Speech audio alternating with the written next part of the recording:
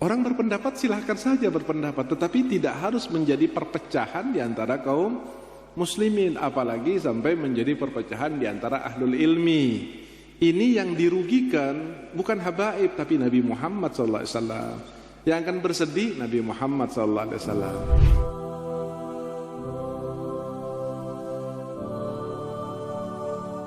Banyak orang mengatakan, yang bertanya kepada saya, nah Habib harap disikapi ini, katanya Habib ini nasabnya palsu. Banyak beberapa para kiai-kiai, khususnya para muhibbin itu bertanya kepada saya, Habib ini kalau bisa disikapi Habib, Habib harus jawab. Saya tertawa, saya bilang, kan sudah ada yang menjawab. Ada fulan yang menjawab, ada habaib yang menjawab, ada kiai dari Madura, ada. Bahkan terakhir kemarin ketua PBNU, jazahullah khair, jawab. Lalu yang paling akhir ini ada Gus Miftah, kiai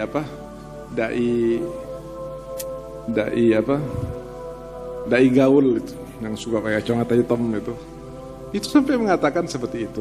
Saya bilang, buat apa saya jawab lagi? Kalau saya harus menjawab begini, kalau ada orang yang tidur saya banguni, orang tidur saya banguni. Kenapa? Manfaat. Tapi kalau ada orang yang pura-pura tidur, ngapain dibanguni? Disiram sampai 10 ember pun tidak akan bangun, namanya pura-pura tidur. Dan siapa orang yang ahlul ilmi dan ahlul basirah yang tidak tahu habaib? Tak ada. Bahkan saya sampai ngomong kepada salah satu kiai kemarin waktu saya ada di Banten dan di Garut, ketika beliau mengatakan, Habib tolong segera disikapi. Saya bilang, enggak, saya banyak kerjaan dan saya tidak butuh pengakuan. Kami sudah meyakini dengan lembaga dan seterusnya. Kalau seandainya saya harus menjawab, paling saya berlogika saja. Berlogika saja. Logikanya begini. Saya kenal orang-orang sepuh. Saya kenal orang-orang sepuh, kiai-kiai sepuh yang Masya Allah. Terakhir Mbah Umar ya, Mbah Umar dari Pacitan, Mbah Yai Umar dari Pacitan. Konon katanya beliau kira-kira 1 bulan sebelum wafat, saya silaturahmi kepada beliau. Masya Allah, mukanya terang luar biasa. Kemudian terlihat wajah-wajah husnul khatimah di wajahnya. Saya waktu silaturahmi ke beliau sudah di kasur. Saya duduk di bawah. Beliau sudah ada di kasur gitu. Beliau maksa saya untuk naik. Duduk di kursi. Saya bilang, enggak, saya lebih nyaman di sini, Mbah. Biarkan saya duduk di sini. Kata, enggak Habib, enggak. Nah, karena memaksa terus saya jadi enggak enak. Takut mengganggu beliau gitu. Akhirnya saya duduk di kasur, duduk di kursi. Bahkan duduk di sebelahnya beliau di arah kaki sambil saya pijitin kakinya Mbah Yai Umar. Seperti Mbah Yai Umar atau yang lebih muda Mbah Maimun Zubair, orang yang kita kenal betul-betul orang soleh, orang mukhlis, orang amil bi ilmi, orang punya sanad yang luar biasa, punya hubungan dengan ulama-ulama sepuh, punya kaitan dan sebagainya. Saya katakan, pernah nggak jenengan mendengarkan ulama-ulama sepuh walaupun satu patah meragukan nasab habaib? Pernah nggak? Coba saya kepengen tahu gitu loh. Barangkali ada informasi siapa, misalnya Mbah Ehsan Jampes atau Mbah Yai Jazuli atau Mbah Abdul Karim Lirboyo atau Mbah Mukai, siapa aja yang sepuh ya.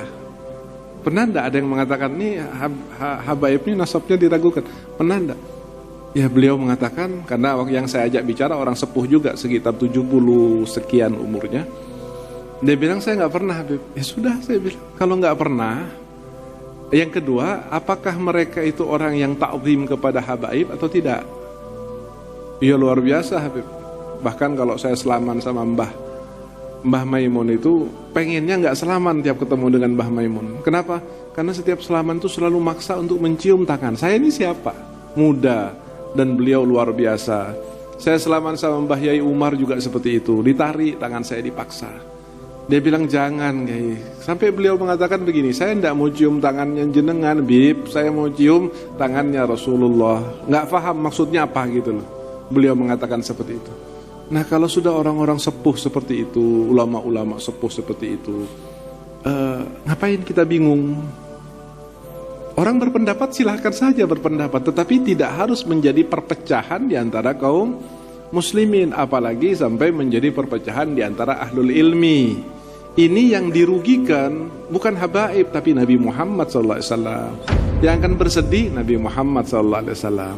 Coba masing-masing insaf gitu ya, masing-masing insaf, mikir apa yang diucapkan, apa tujuannya, apa manfaatnya dan sebagainya. Adalah benar, saya akui tidak semua habaib itu benar. Habaib itu kan manusia, tidak ada jaminan ismah. Tetapi jangan, bukan hanya habaib sebetulnya nggak benar, kiai pun juga ada yang nggak benar. Ada yang sekarang sedang ditahanan karena dihukum 8 tahun sebab berbuat asusila kepada 11 santrinya. Itu bukan habaib. Tetapi apakah kemudian kita bilang kiai jelek semua atau habaib? Tidak juga.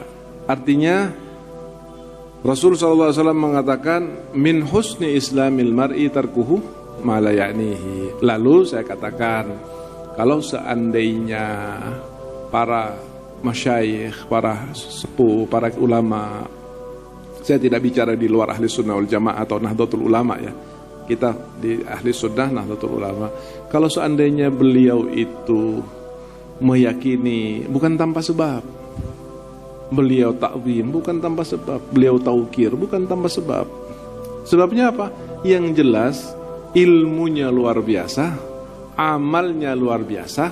Tetapi ada satu hal nih, ada satu hal yang mungkin sekarang ini kita jarang mendapatkan. Mereka adalah ahlul basirah. Mereka memandang sesuatu dengan firasah. Dan Nabi mengatakan ittaqu firasatal mu'min fa innahu yanduru binurillah. Tapi kan tidak ilmiah. Iya betul, tidak ilmiah menurut Anda. Tetapi apakah keilmiahan ini harus seperti itu? Lalu saya membuang para masyayikh kita yang dulu dengan hanya sekedar alasan ilmiah atau inilah. Buat pribadi saya tidak akan peduli dengan apa yang namanya ilmiah selama saya masih punya pegangan para masyayikh, para ahlul ilim, ahlul wara, ahlul taqwa, ahlul wilayah, ahlul khasyah, ahlul sujud. Itu cukup buat saya melebihi dari apa yang namanya ilmiah dan seterusnya. Mereka adalah ahlul basirah. Sampai seperti Mbah Yai Umar Pacitan itu sampai mengatakan, saya kan tarik tangan saya. Saya muda, harus dicium pada saat itu, harus dicium oleh orang yang sudah lebih dulu sujud pada Allah, lebih dulu kenal Allah, lebih dulu mengetahui ilmunya Allah, lebih dulu kenal dengan Nabi Muhammad bahkan. Sepuh ilmunya, perjuangannya sudah jelas-jelas nyata. Apakah kemudian saya pantas tangan saya dicium oleh beliau? Saya tarik, tapi beliau tetap memegang sampai tinggal 2 jari kalau nggak salah. Dipegang, beliau lagi dalam keadaan sepuh tua. Saya takut mengganggu gitu loh. Akhirnya saya bilang jangan, Yai ngapunten, jangan, Kiai jangan. Malah beliau mengatakan, saya tidak mau mencium tangan ente ya Habib. Saya telah mencium tangan Rasul. Saya Rasulullah? Bukan. Tapi kenapa kok Mbah Yai Umar mengatakan seperti itu? Saya nggak paham. Tapi yang jelas itu bukan omong kosong yang keluar dari mulutnya, tetapi itu adalah pembicaraan yang dia lihat lewat basirah dan kesucian hatinya. Sebagaimana juga Mbah Yai Maimun Zubair. Pada saat saya silaturahmi, beliau memaksa. Saya sampai tidak enak gitu loh. Hati saya nggak enak. Sudah sesepuh itu, sealim itu, sesoleh itu, lah saya siapa? Saya dibanding dengan Mbah Yai Umar, Mbah Maimun, itu mungkin tidak ada secuil ilmu bahkan ibadahnya gitu loh. Tapi mereka mengatakan dengan nada yang sama, saya ingin menggembirakan hati Rasulullah Sallallahu Alaihi Wasallam. Nah, banyak lagi contoh-contoh seperti itu. Artinya kesimpulannya bahwa kenapa ulama-ulama dulu tidak ada yang meragukan, padahal mereka ahli basira, ilmunya luar biasa, pengetahuan terhadap sejarahnya luar biasa. Kenapa? Yang saya pikir satu, mereka ahlul basirah, ahlul firasah, ahlul nur, dan itu pegangan kita semuanya dalam masalah-masalah yang membingungkan seperti sekarang ini. Kan banyak orang bingung sekarang ini, gimana sih sebetulnya, benar nggak sih, kan gitu. Saya pribadi tidak terlalu membingungkan masalah itu, ya. Saya berjalan sesuai dengan apa yang menjadi pekerjaan saya, menjadi tugas saya, dan antum juga seperti itu. Kalau antum mau dengarkan arahan dan nasihat, selanjutnya kita pasrahkan kepada Allah Subhanahu wa taala. Qul kullu ya'malu ala syakilatih wa rabbukum a'lamu man huwa ahda ilaihi sabila.